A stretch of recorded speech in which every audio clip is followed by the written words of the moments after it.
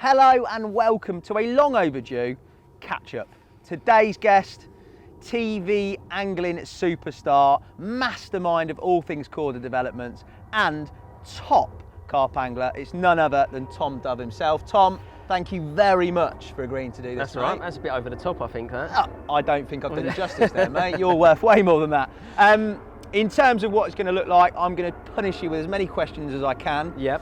Feel free to refuse to answer them, but as you're in front of camera, you're probably going to have to answer them all anyway. That's all fine. right, mate? Yeah, that's fine. We should mention the planes, really, shouldn't we? Quite there loud are planes. sometimes. We just start shouting if need be. I shout anyway. Okay. So it's on you, mate. All right, I'll turn it up a little bit. But you're professional enough to deal with it, I feel. As I said, be as no holds barred as you like in terms of your answers. But let's start at the beginning. How did you get involved in fishing? It's hard not to sound boring with this question because it's pretty much the same as everyone else. My dad took me fishing, float fishing. He was actually in Canada on a holiday. That's not the same. It's just sitting on the end of a boat with a float, catching perch probably. Right. Probably went too far down as well with a perch like they do.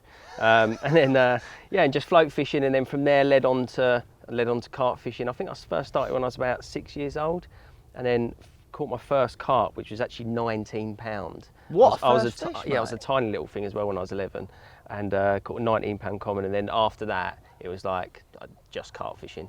Yeah. From then on, yeah. So a little bit of Canada's a great starting point, though, mate. Yeah, definitely. I mean, it's actually somewhere I really want to go back to because I've got family out there on the Great Lakes. They've got like a little log cabin out there, and you can just fish off the end of the pontoon, catch pike, bass, and all of that. So it's lifestyle as well. Yeah, mate. It's fishing heaven. That is that sort of thing. Well, accessible for you, mate. Yeah. How did your fishing progress? Obviously, you said there you went straight into carp fishing when you caught that 19 pounder. Yeah.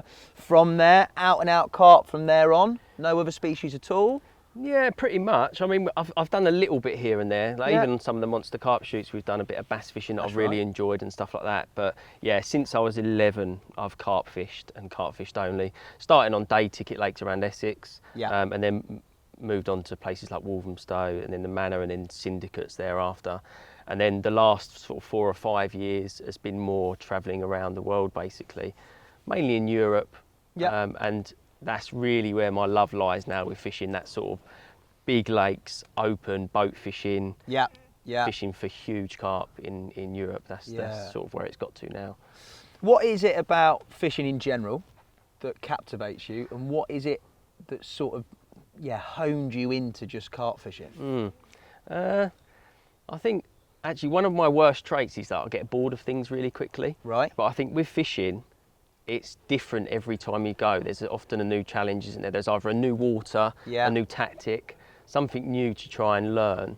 And that's why it sort of, I think it possibly captivates people over a long period of time. But yeah, apart from that, I've always just enjoyed some alone time, enjoyed being outdoors and sort of the hunting aspect, I guess, of fishing. I actually enjoy shooting as well and hunting, and I think it's all sort of melted into the same same thing. It keys into something, doesn't it, with everybody?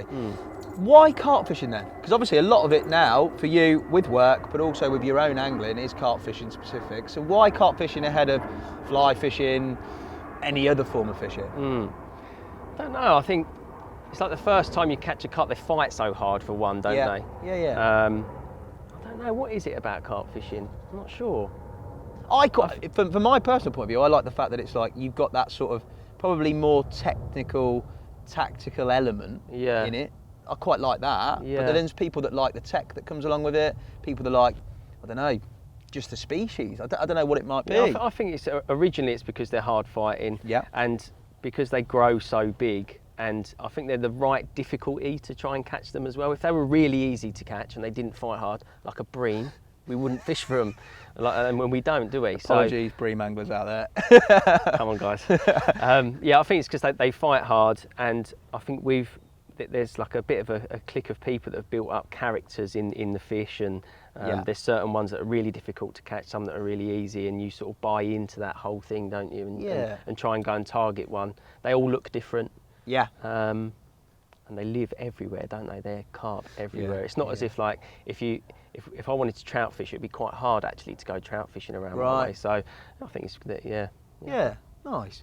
Let's talk about influences. So obviously, throughout the course of your development in angling into carp fishing, Who was around to influence you, and did those influences change as you went through carp fishing? Yeah, I mean, when I first started, my uncle was and is a very successful carp angler, and when I was a young kid, he was the person that I looked up to, to get into it in the first place, really. Okay. But then as I got into it myself, like I was around that, the Terry Hearn era was when I was a kid, like In Pursuit of the Largest.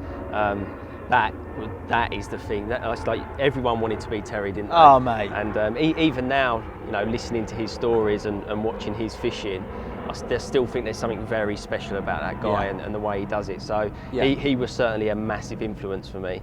And when I was probably late teens, I'd just watch everything carp fishing, even like the original Korda videos with Dan and Frank Warwick and who else was in them original ones? All of the state-of-the-art carp fishing. Yeah, brilliant. I just used to suck in everything, basically, carp fishing.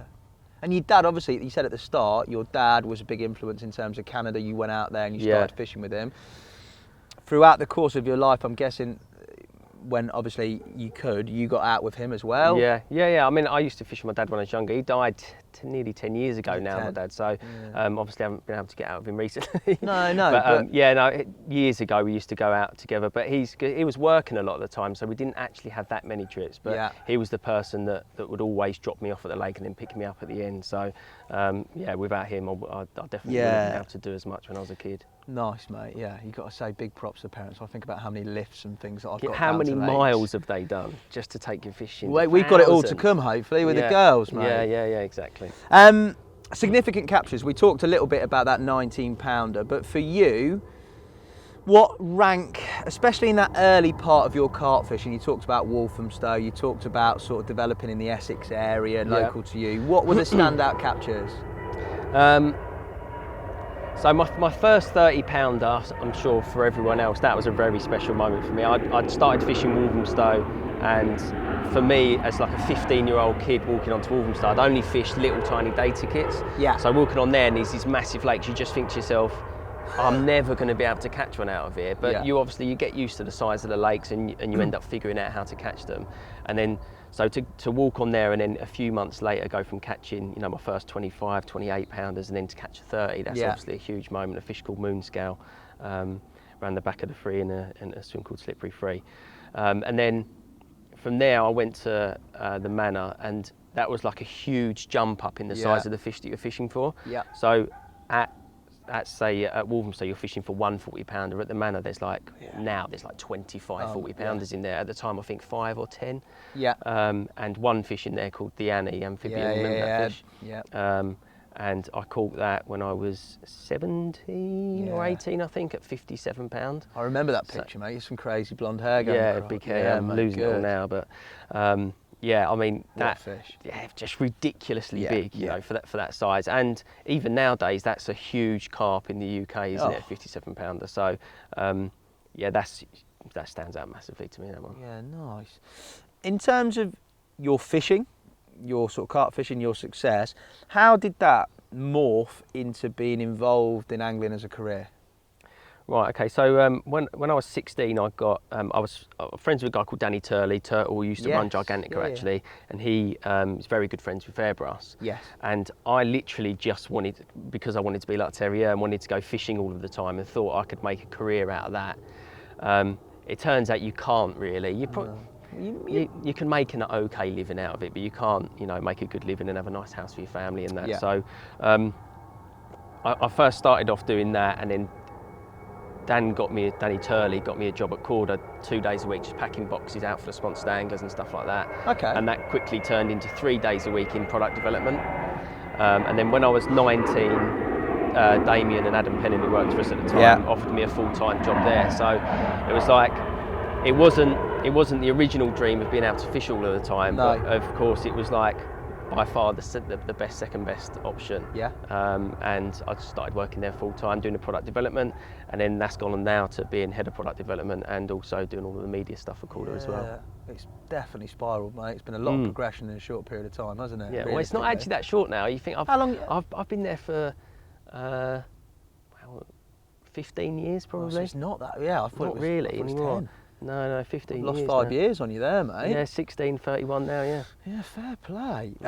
So in terms of that, how did you get from from sort of packing boxes to product development, that seems like, for me, thinking about things how they are now, that is a ginormous leap. Yeah, it is. When you think about it now, because of the size of Korda, you're thinking that, you know, that's different departments, different huge completely. Warehouse, and you wouldn't even speak to them people. And, you know, it's not like, even like that now. But at the time, it was like there was only between 10 and 15 of us there at Korda. We were running out of like little cow sheds and like a little porter cabin. So you were mixing with everyone all of the time, and you know, maybe Damien saw something in me and thought I could do the product side of things, and because I was fishing a lot and I was capable, I'm guessing they thought that I could do that job. So, and how did that impact at that stage? So you said there you were fishing a lot, so I'm guessing that when you were 2 days a week, you've obviously got plenty of expendable time to go out and fish. So when it became sort of more full-time basis and you have a full-time contract, did your angling suffer with regards to you getting out? Yeah, definitely. I think that's one of the common misconceptions, I think, of working in the angling industry, that people even do it to me now. It's like, oh, you know, it'd be nice to be able to fish all the time like you do, but we really don't fish much, you know. No, you just do 6 nights a week. Just 8 nights a week. No, do you know what? Actually, this year I have done more fishing than I've ever done because of COVID, and we haven't been going into the office much, and I've been taking the opportunity to go and do some of my work from the bank. So it's been great this year. But in general, if you work at a fishing company, you are not fishing as much as people think you are. And even though we get to go out and do features, and you know, we get to travel around doing the TV programs as well now, that isn't all of the time, and it isn't your own fishing, so it's not quite the same thing. So yeah, your fishing does suffer, but I'd still rather be in an office talking about fishing and developing fishing products than being, you know, somewhere else. Do you remember your first sort of benchmark development? I think probably the crank was. Was it? Yeah, I think so. That was something that I had in my head for a while because I wasn't happy with any of the hooks. Never really got on with any of them. And I was using a hook at the time from Camazan called a B725. And it was largely based on that, basically, the crank.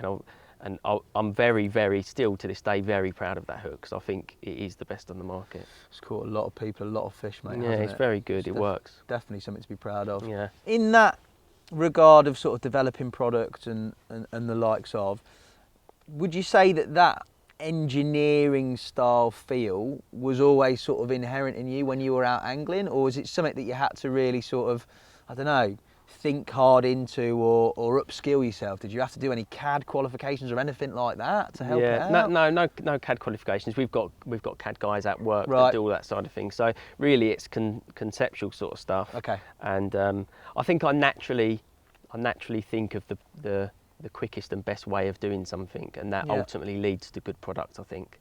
So I've never had to do any a degree in anything or even go to college or anything. It's always just been, how can we make something to make it easier to catch a carp? This might work, let's try it. Speak to the CAD guys, they do a drawing, we get a sample, and you go out and use it, and it either does or doesn't work. And it's quite a simple process, really. Well, yeah, it sounds it, but there's a lot of detail in there, mate, I know. Yeah, there is in the whole process, but you've got multiple people with different skill sets involved in that whole process. And it often takes an awfully long time to get a product from an idea to a sample, and then from a sample to something on the shelf. You can talk like 2 years sometimes, mate, you know, sometimes even longer than that. So a lot of work goes into it. Too right. For you, what's your proudest development, apart from in terms of the crank? What's the proudest development you as a person have seen in your time at Korda? Because obviously you go in at a young age, you're going to go from, well, now you're like kids and you're sort of, if you like, an adult. You've gone through a lot of development there. What do you think is the sort of characteristics that you're most proud of being? I think the biggest thing that's changed in me is public speaking.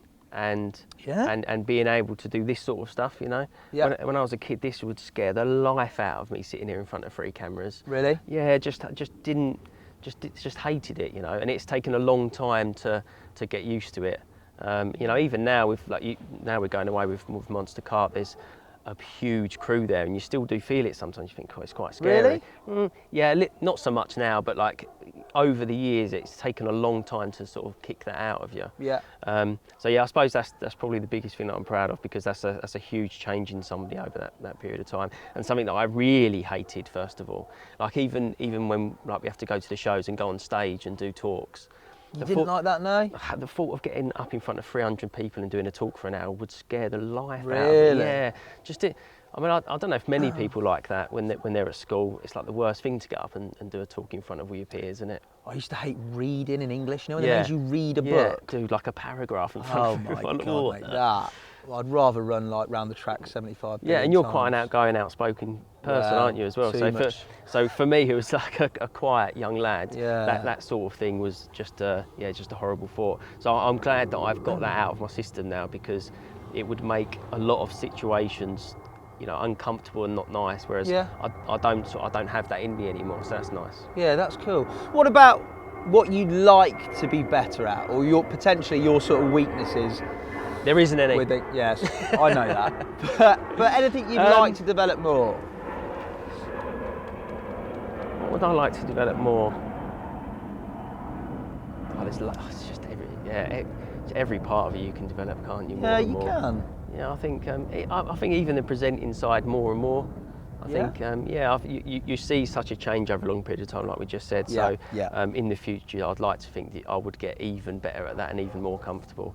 Like when we talk about doing things like voiceover and that for Monster Carp, I can tell that just over a short space of time, I've got better at that. So I'd like to think that in the next couple of years, I'll get even more comfortable with that, and your natural character will come out even more, I guess.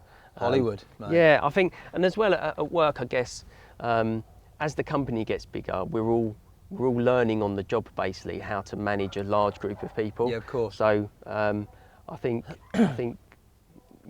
managing and heading up the companies is something that I'm keen to get very good at, I guess, because that's where I want my future to go. Nice, good mate.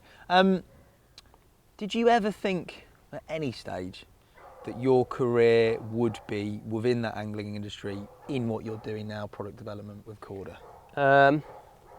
Yeah, I think so. Did you? I always wanted to work for Korda. And is that because of relationships, or is that because at the time they were right up there, weren't they? Yeah, just at the time quite a small firm, but Essex-based. Yeah. Friends of friends, like I said before. Yeah. Knew people at Korda, and it always seemed like a cool brand to me.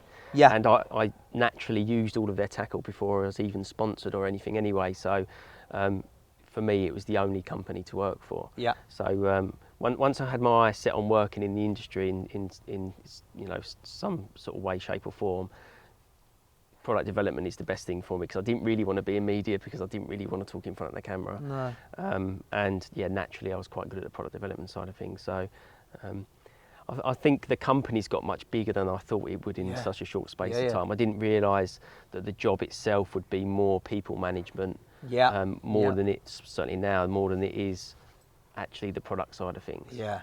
Because now it's about keeping the team happy and making sure that as a team we're getting the product through, instead of actually me sitting down and doing the emails and doing the drawings and doing this and that. So the job itself isn't quite what I thought it was.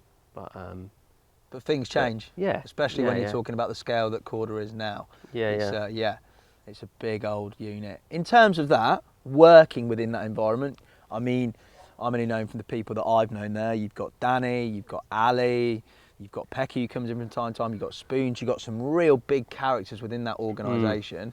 How does that work when you're in the office? Is it harmonious? Is it quite open? Is it quite informal and like banter filled, or is it business? I don't know. How is it? Very, very informal. Yeah? When Ali's in, very banter filled. Really? Yeah, we're not, Dan would be the first to say it as well. He doesn't come in a suit and sit in his office, and none of us do that. Yeah. We're all very relaxed. Damien's very relaxed with it all as well. So, it's literally like a bunch of mates. All we do is talk about carp fishing all the time. Yeah. And because of them conversations, it leads us to other conversations on how to make the business better and how to make products better and that. But it's extremely relaxed, and I never really feel like I've got to go to work this morning. It's not like that at all. We're all really good mates, and never a bad word said about anyone in the office. Never any heated sort of, I don't know, there must be instances where you disagree on certain aspects. We always disagree with everyone all the time, but we all sit down and get to an end result. Things. Yeah, me and just everyone just argues quite a lot. But yeah, but you do with mates as well, don't you? That's part of it. You wouldn't get to a good decision if everyone just had the same idea and just went along with things. So we disagree on things, but it's all in good humour. Good fun. Yeah, no, happy days. If you had to put one thing that is, I'm going to say, less or the least enjoyable aspect of working within the industry, Korda, what would you say is the one thing that doesn't necessarily, I don't know, captivate you with regards to working in that capacity? Oh, that's a tough one. I've been positive negative there, but I think I've got it through. So you're basically saying, what do I hate most about my job? Yeah. That's what you're saying. Yeah, I've tried to dress it up, but you've completely sitting down that. doing these with you, mate. Is that it? I hate it. You've only ever done one. You said it's the best day of your life. Never ever doing it again. You definitely are, mate. Danny! Yeah, what do I hate most? Do you know what? I'm going to be so boring with this. I don't dislike anything. Right. The one thing I don't like is, which I don't see us doing as much in the future, is going into the office all of the time. I don't think it's necessarily productive for a company doing trying to achieve what we're trying to achieve. Yeah. I think being out on the bank would be a lot better for us because we're actually out fishing all the time, and it's better for our minds as well, product-wise. So I think getting up in the morning and going into the office 5 days a week is, even though it's an amazing office with good people, it still becomes mundane a little bit. So I think it'll be nice to break that up, I think. Nice, mate. Well done. Well answered, mate. Very good from you. Future developments. So can you, suppose you can't, give us any hints to anything coming that you've worked on that you're particularly proud of? No. It's a short question. It's a very short answer. We've tried to get it in there. Yeah, no, it can't. Not really. You can. I mean, I think. Yes, you can. Everyone with half a brain cell can see what direction we're going in regards to the size of product and the type of product we're doing. And we are going to keep going in that direction. So, I mean, it's nice for us and certainly for us in product development to look at a different area of fishing tackle. Because for years, we've had such a good relationship with Tracker and Dyer and all of the other guys that Dan's never wanted to tread on their toes. But now we're freer to do what we want, and because of that, there's years of ideas and years of frustration with product that we've used that can then be used to go on and do our own product. So we're moving into other areas basically. But no, it's exciting, mate. Exciting. Very exciting, actually. A lot of different avenues, which will be good. Here's one for you. Of the hundreds of thousands, maybe even millions of people that would like to follow in your footsteps, maybe not product development, but work within an organisation like Korda, what would be your words of wisdom to them? To get into the industry? I do get a lot of people ask me, certainly young lads. I'll take that. Yeah. But I don't know. I think lads when they're younger, they're thinking about too much about getting sponsored and too much about actually getting into the industry, that they don't naturally do what you need to do, which is go and enjoy your fishing. Yeah. Get good at your craft. Like if you want to be an angler, if you want to be doing videos teaching people how to fish, basically, which is what we do, then you need to be a really good angler, and you need to have some sort of a profile and kudos because of what you've done. So to go to linear and catch a couple of 20s and then expect to get sponsored, it doesn't work like that. You've got to put the time in, get good, and actually catch the fish.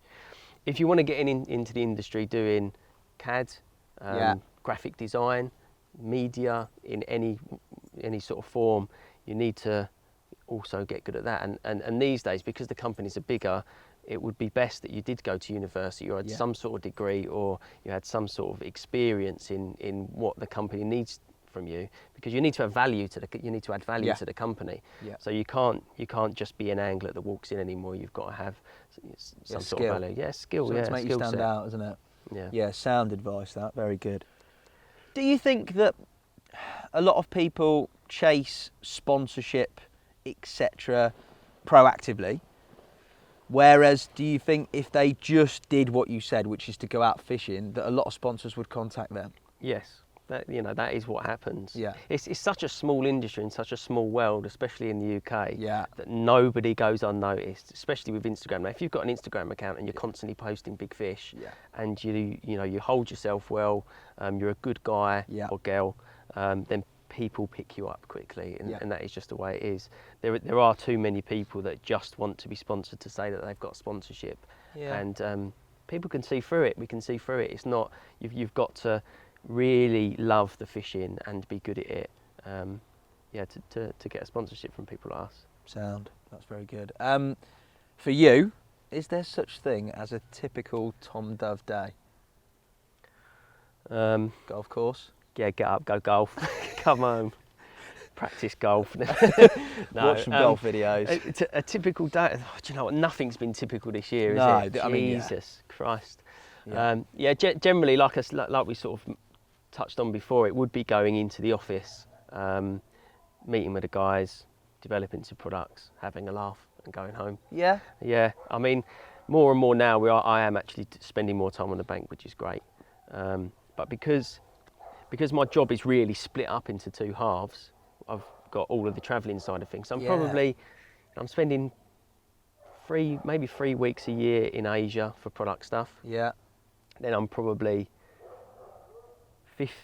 15 weeks filming. Yeah. A lot of that time is out of the country as well. Yeah. So you're talking probably a third of the year at least is out of the country. Yeah. So yeah, there isn't a typical day if you look at over the span of a year, because you know, one day you'll be in wherever, and then the next day I'll be in Hong Kong or whatever. So it's how does that work then? Because obviously, like now you've had your first child, so you've got like a different setup, a different dynamic. Like that is a life changer in itself. Tell me about it. A brilliant one. Yeah. But in some ways quite testing. So how does the travel, the increased sort of demands on your time, probably this year exempt because it's been a bit crazy with COVID. Yeah. But how is that factored in? How have you managed to strike a balance, or do you struggle with that? I think a balance is very difficult to have, no matter what, I think, with work and pleasure and family life. But with me, I've got a very, very understanding girlfriend. Yeah. And that counts for a lot, I think. Oh, yeah. Because if there's never any bad feeling about me going away, because I'm going to work at the end of the day. Yeah. And she completely understands that. So there's never any guilt on my side, feeling like, you know, I'm going to work and I feel bad because of it. So that's something that I don't have to deal with. And because she's so understanding, even trips, like just fishing trips, are 48 hours here or there, 24 hours or whatever, she never ever moans. So I have no bad feeling about that. But work's work, and I have to go and do it, and that's just the way it is in our house. So no, that's cool. Well, as you said, you have struck a balance there. Yeah. If you've got that set up. And because Dan and Damo understand, and they've, you know, certainly Dan's done the same thing. It's not like I don't come back from 2 weeks being away and they're like, you need to be in the office Monday morning. It's just not like that. So it's like I'll have a couple of days at home with Lou and Murph, get back into the stride of things, spend a couple of days in the office, maybe have the Friday off, spend another day with them, do a bit of fishing at the weekend or golf at the weekend. So because it's sort of easy, there's never any really stress on that side of things. No, that's nice. Cool. That's really cool, mate. Let's talk Monster Carp, mate. We've got to. Yeah. I'm sure you've been asked about it before. It's pretty popular. How did? Because if I remember the first series correctly, it was mainly Ali, and it was other people that mixed around that were brought in, and then I think series 2 it became like you three, Spoons, yourselves and Ali. So how did you initially get involved in that, from a man who's obviously a little bit potentially apprehensive about being on camera, as you said before? How did you get involved at such a, like, because now that dynamic, you three, is like Monster Carp. I see you three in my head there on the poster. Do you know what I mean? Yeah. I mean, by that stage, I was pretty relaxed with the filming anyway, because I've been doing thinking tackles for years. Because there was that bridge, I guess, with thinking tackle. But yeah, in the beginning, have you seen that video? In the beginning, That's genuine as well. That in the beginning. Nice. Ali went from producing Big Fish Off with Dean Macy. And that was the bridge again for us then to have an out-and-out carp fishing programme on ITV. And because he was the anchor man from that to to Monster Carp, he was the person that, you know, held the show together basically in the beginning. So yeah, it was going to be Ali taking 2 people fishing, split between myself, Spooner, Daryl and Dan. Yes. And there was just a natural chemistry between me, Neil and Ali, and Dan and Daryl separately as well. So from there, you've got Monster Carp with us 3, and you've got the thinking tackles that Dan and Daryl do abroad, and I think are brilliant. They're actually, mega, they are really, really very good. Those masterclasses have been brilliant as well that they've done. Those episodes with the 2 of them. Yeah, for some reason they produced really good films between them. They click, and it works really well. So yeah, it was a blessing really that's how it worked out. Yeah. Because I really do enjoy doing the Monster Carp stuff. It looks like lads, not lads, but your friends out in France just having a jolly up for the week when you book it. Do you know what I mean? It's not quite like that when you're filming, but it's he's just saying it's so it's easy. absolutely jolly up. It does nothing. I mean, he's playing golf or he's living the dream. He's doing one of the 2. But that's cool. Like, and as I said, like from the organic sort of relationship you guys have, you know it's genuine because you can't fake that over the course of however many episodes there've been. No, definitely not. I think one thing we've learned as a group as well is that the best things on camera are always the natural moments, and we've tried to push that more and more into the shows because it just comes across. People understand when it's set up or when it's not set up. So, like you said, when you've got a natural chemistry with people, more of them moments happening, it makes the show better as a whole. Unlike 3 of the same joke earlier on separate takes. What, mate? because you kept missing the take up? No, mate, that is all you. Lads. When you see that video. So Monster Carp, what is it like to star in a show that has transferred onto sort of mainstream TV? Yeah. Do you get recognised in supermarkets? Yeah. Do you get asked for autographs and things like that? Yeah, all of What's the time. that like? Well, not autographs, it's more selfies now, isn't it? Yeah, it's sorry. Not, you can imagine So it old would have school, been mate. autographs. I won't ask for mine then. Selfies all of the time, you know. Yeah. And that was one of the things as well with Monster Carp. We wanted to make sure that it was something that everyone could watch, the whole family could watch. Yeah. And because of that, it's not just carp anglers coming up to me and asking to have a picture. It's their missus or their kids or whatever. So we're definitely getting carp fishing out to more people because of that. 100%. So yeah, I mean, going up from being recognised from doing mag features, it was like hardly anyone. You're probably 4,000 people are probably seeing you. Yeah, if you're then going from that to thinking tackle, that was probably 40 or 50,000. Then thinking tackle to masterclass, which was quite a big jump, to 300,000. Yeah, 300,000. Yeah, some of them. In fact, I think the first DVDs we were printing like 500,000 of them. 500,000 DVDs. and then they started going onto YouTube, and then that was 200,000 or 300,000 at least. Over a period of time. Wow. So and then there's an even bigger jump then to Monster Carp. So it's just you're being put in front of more people. Yeah. And with Monster Carp, because it's not just carp anglers, you get recognised just going anywhere. Yeah. My missus' testament, Laura, apologies, she won't watch this. She doesn't watch anything I do, mate. She? Yeah, She's literally, like, I mean, yeah. Let's not go into this now. It hurts. Yeah. She doesn't watch any content pretty much. She'll watch the odd thing every now and again, but she will watch every Monster Carp. She'll watch every big fish off. Really? Because it's the entertainment value. Yeah. It's taking it to the masses, as you said. Yeah, it's just So a bit of a watchable. laugh, isn't it? Yeah. I think because all of the other videos as well were like either teaching people how to fish, basically, if you break it down, that it becomes a bit serious and a bit sort of like, this is what we do, and then you're like playing the fish and it's and that you don't get anyone's character through, and you don't get. It's robotic, isn't it? You lose that. It is a little bit. Yeah. Some of the programs now are sort of in between a little bit. There's a bit of fun in there and a little bit of how to, but with Monster Carp, it's like it's just showing fishing as a whole, I think. Yeah. So you get the banter side, you get the picturesque side of it as well. So it makes people want to go fishing, I think.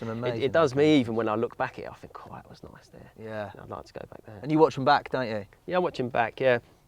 I mean, I'm part of the editing process as well, so I'll see it a few times. Not the early stages that Ali and the editors will do a lot of that, breaking it down into some sort of narrative and format. But at the back end, maybe the last 3 or 4 edits I'll watch through. So by the time it's on TV, I've seen it quite a few times. But it's always nice to watch it on TV in the proper colour and see how it's coming across. Best clothes on the your dance telly floor. instead of watching it on your phone or your laptop or whatever. Yeah, nice. Again, more Monster Carp focus, but for you, The most difficult shoot that you've been on, for whatever reason? What, a Monster Carp difficult? Yeah. I think the most difficult one was Spain. Yeah? It was actually the one that Ali wasn't there. Right. I remember it, yeah. Didn't he hurt his leg or he hurt his footy or something, didn't he? Ligament of some sort, I think, playing football. Yeah, we went there and it was, I think it was the back end of February. Normally gets warmer there that time of year, but it was on the brink. Right. And we went there, it snowed like three of the 7 days of the week before. Nice. The water was freezing cold. We got there and you just like, nothing was happening. We was thinking, this is not good, you know. Yeah. So it was a grueler because we were making moves, or I was making moves thinking, I know that no matter what I do, we're not going to get one out of here. And we ended up moving from there to a river and catching some at the end. And we got a really good show out of it at the end. Yeah. But it was, we were stranded on a huge lake. The cameramen couldn't stay on the lake, they had to go to stay at a hotel elsewhere. So every single morning and evening you had a lot of boat traffic coming in and out of the swim. Yeah, not good. So when it was difficult, it was making it even more difficult with boats coming in, smashing up against the rocks, and it was just difficult, that whole shoot. So that was probably the hardest one of a lot. And that's something we talked about sort of off camera before, like what we see as an audience, you don't see the sort of the instructions of the camera crew with regards to what they want you to do and how that sort of can impact your fishing. Is that probably the biggest sort of point of frustration in terms of filming that? Yeah, it is. Daryl quite rightly said that fishing with a camera crew is like fishing with a handbrake on, and it really is, because it's just, you can't get up and think, right, I'm going to recast that. It's like, oh, hold on a second, we've got to get this, get that, and everything just takes too long. Yeah.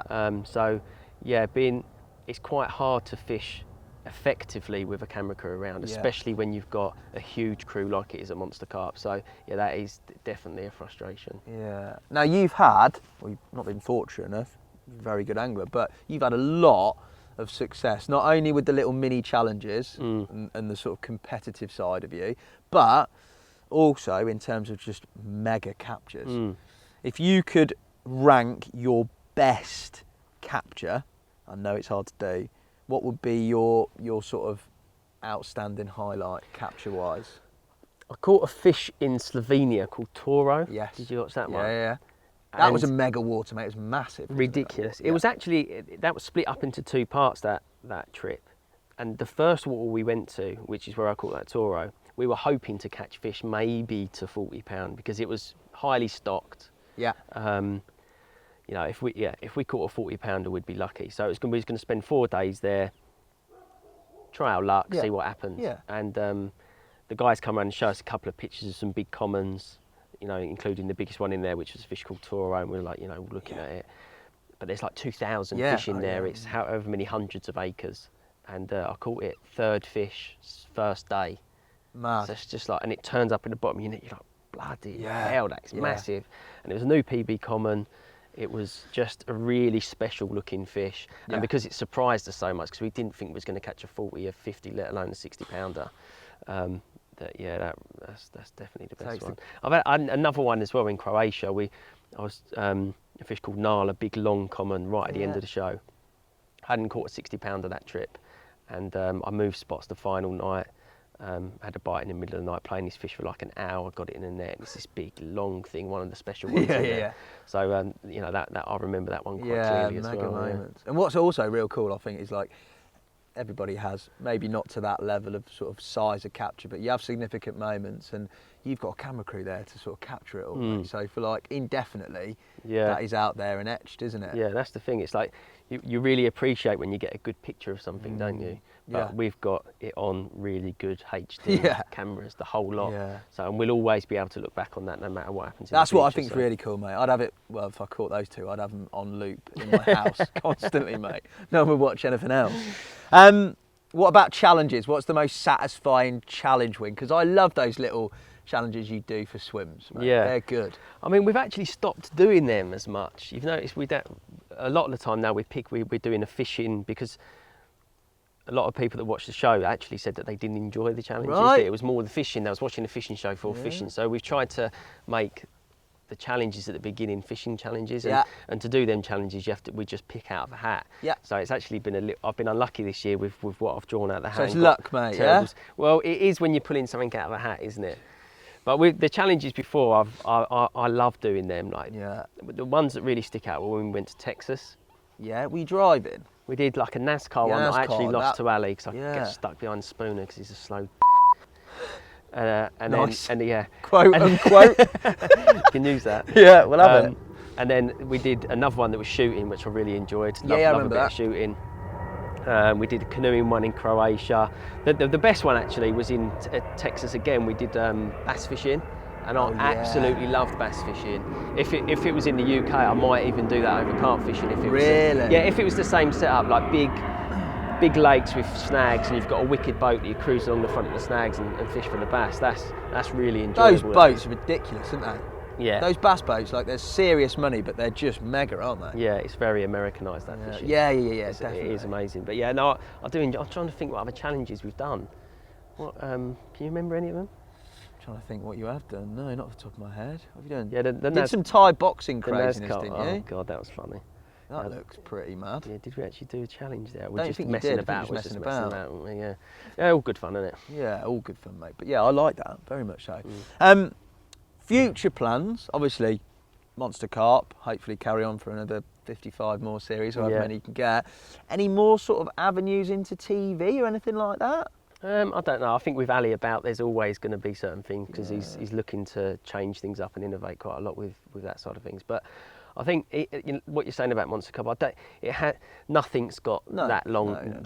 Obviously not that long, but I think 7-8 series is quite a lot for something like that.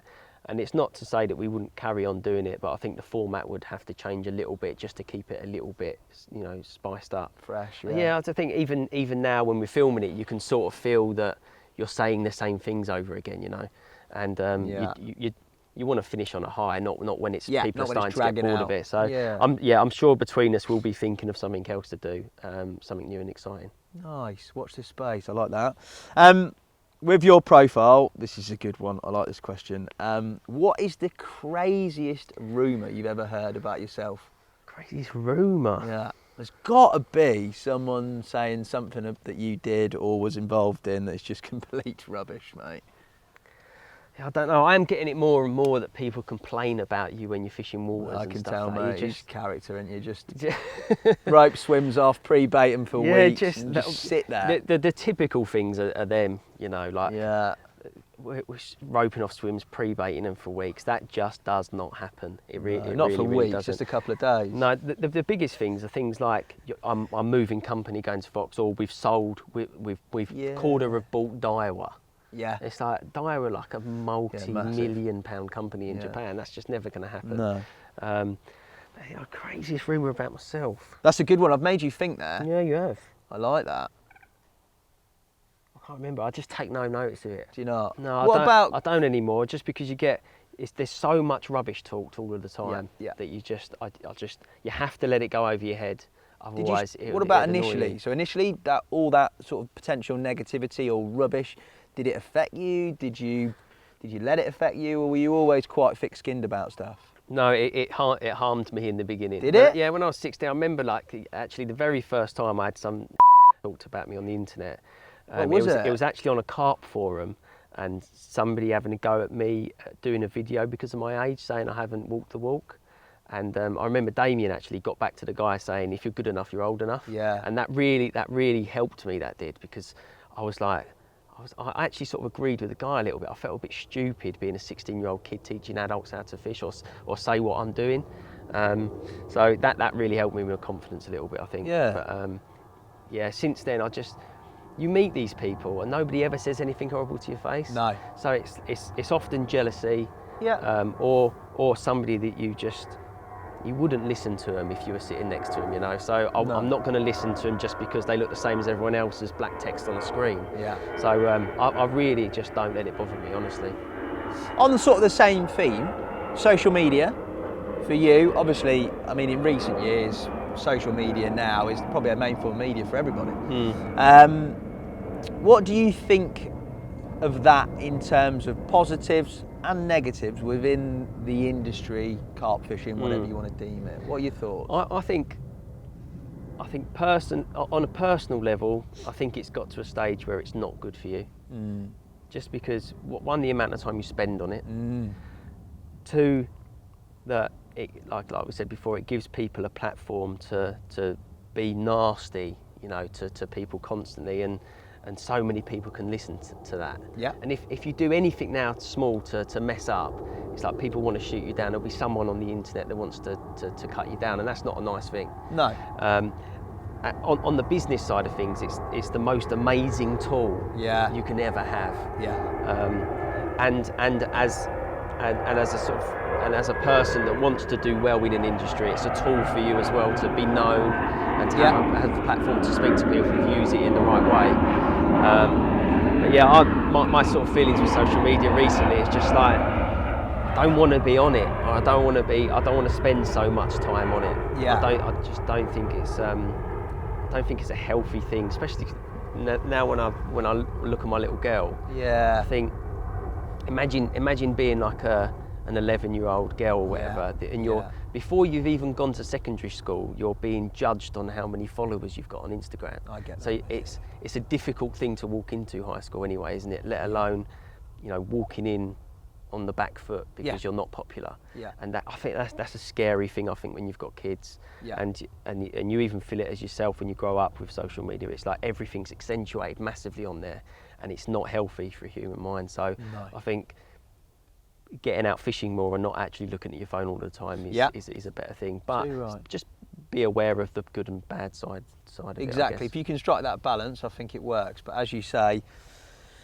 potentially there's a lot of damage that it can do as well as positive. Yeah, I'm hoping that somehow the tech companies introduce something that people can't be so horrible on it.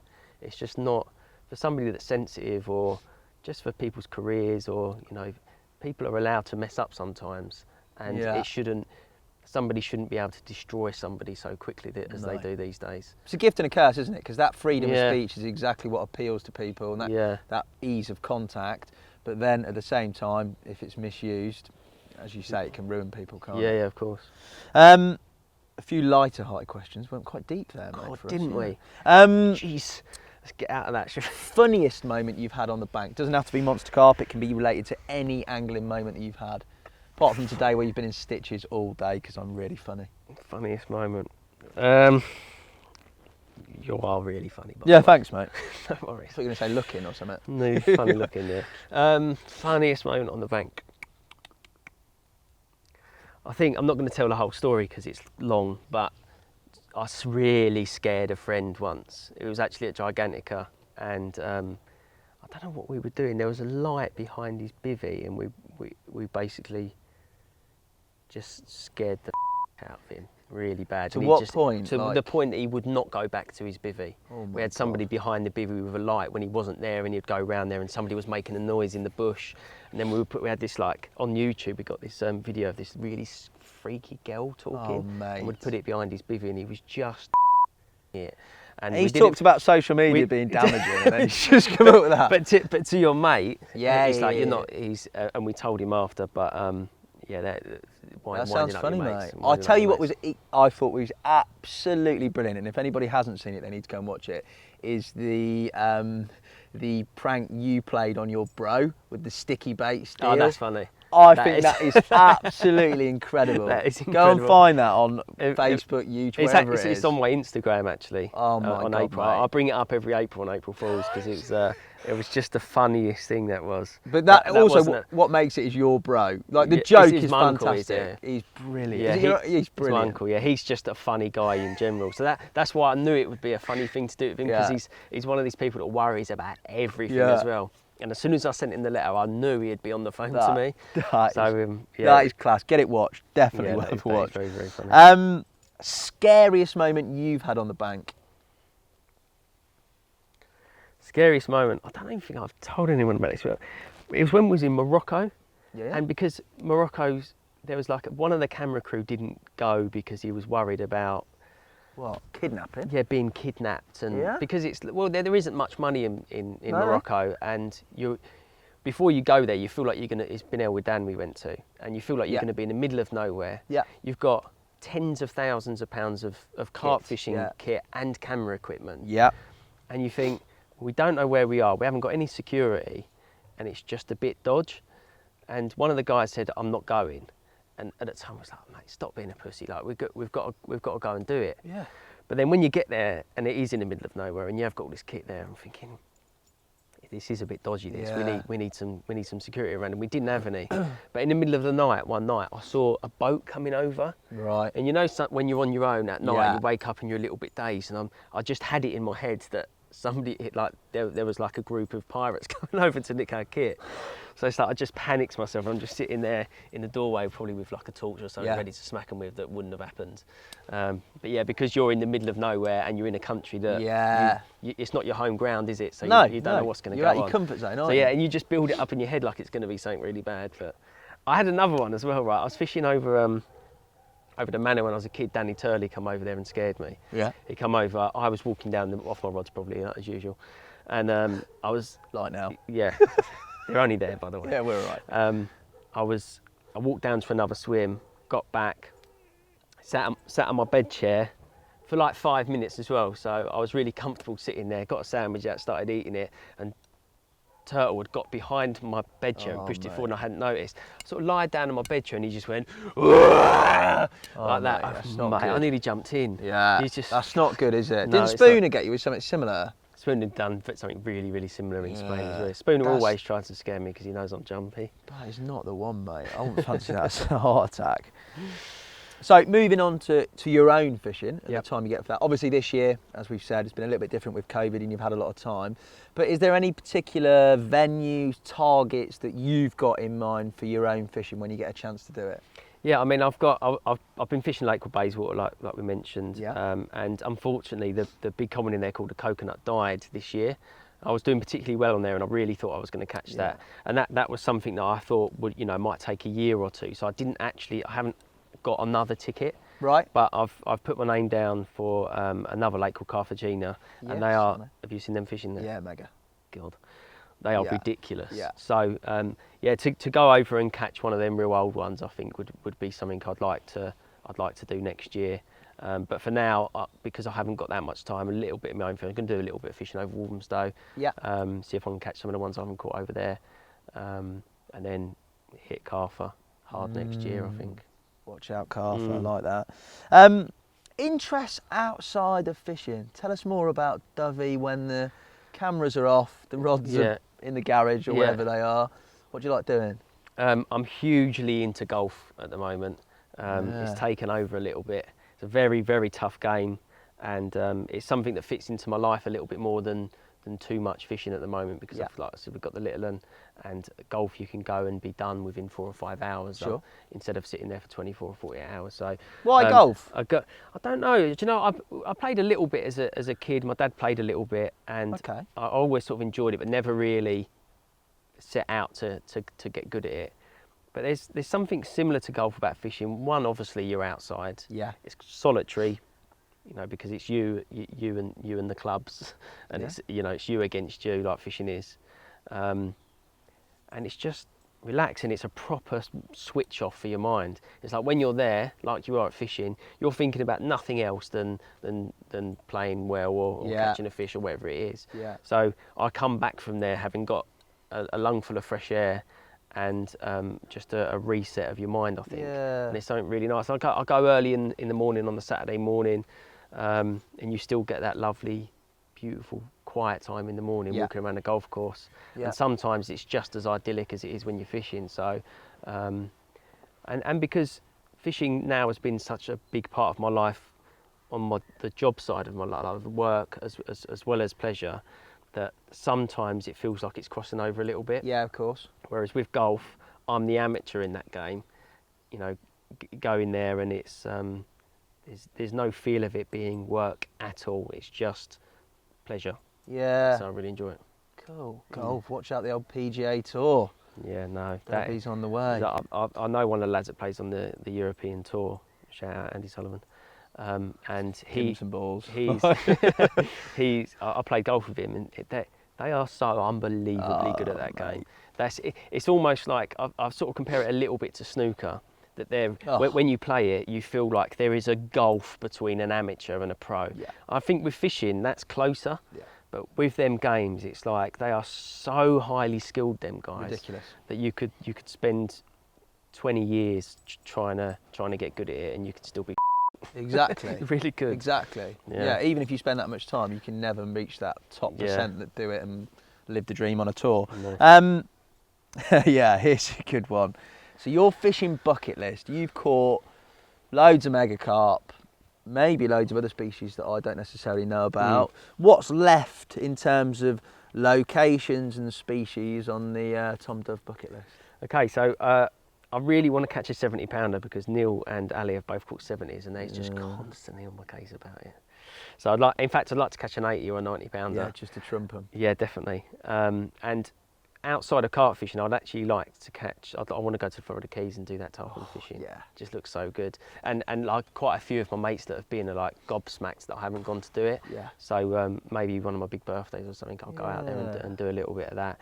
I'd like to cruise underneath them bridges, fishing with the crabs for tarpon. That sounds nice, doesn't it? Looks mega, doesn't it? Yeah, yeah. And then obviously just as a carp angler, you always want to beat your PB, don't you? So a nice 70 pounder from Gigantic or something would be nice.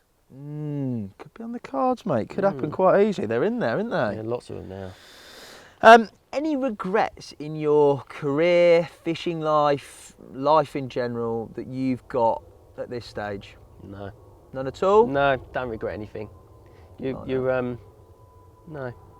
You learn, don't you, as you go along. I haven't made. I try and make no mistakes. You obviously make some mistakes. Of course you do. Because you learn from them, and you know it's fine. You have a win or you learn. Yeah. So yeah, no, nothing's major has happened in my life, but that's my fault. And I feel like I've sort of got through it pretty unscathed. So I've been really lucky. Yeah, cool. How to word this one? How would you, in years to come, because you're still very young, mate, how would you like to be remembered or thought of by people? That is a good one. We're getting deep again, aren't we? Well, just like, you know what I mean, 10 foot. How would I like to be remembered? Well, that's a bit final. Yeah, that's what I mean. I didn't like that. So I reworded it to say, how would you like people to think of you? Yeah. As in, you're still here. I'd like to, although this has been very serious, this chat, I'd like to think, I think certainly in the company and my friends, I'd like them to think that I'm not taking anything too seriously. Yeah. And that it's just all the whole thing's a bit of a laugh, isn't it? And you've got to enjoy yourself. So that is how I try and hold myself throughout things. And as soon as you start taking things too seriously, you don't enjoy them. And if you're not enjoying yourself, you're just wasting your time. So yeah, maybe as somebody that's just a bit of a laugh. Yeah, I like that. It's good. Yeah. You are a laugh, mate. You're very funny. Very funny. Thanks, mate. Cheers. No, that's genuine from me, that. Doesn't often happen. And what, in your future, would you like to achieve? Because you've done a lot, and you've achieved a lot so far. It's actually something I've been thinking about a lot recently. Here we go. I don't know. You know, I don't know. It's quite a difficult one. Very difficult. Because it's I've sort of got to where I wanted to be. Yeah. And it's weird that I've got probably 30 years of working life ahead of me. So that's, if not a bit more, mind you. I'd like to think 10. Mate, 10 would be nice. He's got about 10 months and then he's retiring to the golf course full time. I'd like to get really good at golf. Yeah. I don't know. I set myself little challenges, like the whole golf thing. I've set myself a challenge to get down to single figures, and I think that I would set. I want to get down to scratch eventually with the golf side of things. Business-wise and work-wise, yeah, I guess I'd like to end up running Korda. Yeah. Which I think is in my grasp. Just need Damo to die or something. Which would be good. Very positive. Nice. Shout out Damo. Yeah, not yet, mate. I really like you. I don't know. It's a really difficult one. That I like it. Just good. I like to give you a difficult question, mate. Yeah, like to be a good dad.